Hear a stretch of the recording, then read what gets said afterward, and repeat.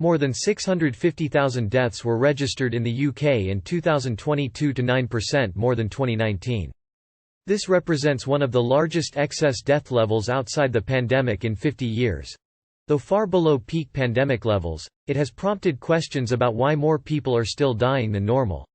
Data indicates pandemic effects on health and NHS pressures are among the leading explanations. COVID is still killing people, but is involved in fewer deaths now than at the start of the pandemic. Roughly 38,000 deaths involved COVID in 2022 compared with more than 95,000 in 2020. We are still seeing more deaths overall than would be expected based on recent history. The difference in 2022 compared with 2020 and 2021 is that COVID deaths were one of several factors, rather than the main explanation for this excess. So what else might be going on? A number of doctors are blaming the wider crisis in the NHS. At the start of 2022, death rates were looking like they'd returned to pre-pandemic levels.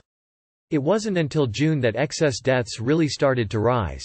Just as the number of people waiting for hours on trolleys in English hospitals hit levels normally seen in winter. On 1 January 2023, the president of the Royal College of Emergency Medicine suggested the crisis in urgent care could be causing 300 to 500 deaths a week. It is not a figure recognised by NHS England, but it's roughly what you get if you multiply the number of people waiting long periods in A&E with the extra risk of dying estimated to come with those long waits, of between 5 and 12 hours. It is possible to debate the precise numbers, but it's not controversial to say that your chances are worse if you wait longer for treatment, be that waiting for an ambulance to get to you, being stuck in an ambulance outside a hospital or in A&E. And we are seeing record waits in each of those areas. In November, for example, it took 48 minutes on average for an ambulance in England to respond to a suspected heart attack or stroke, compared to a target of 18 minutes.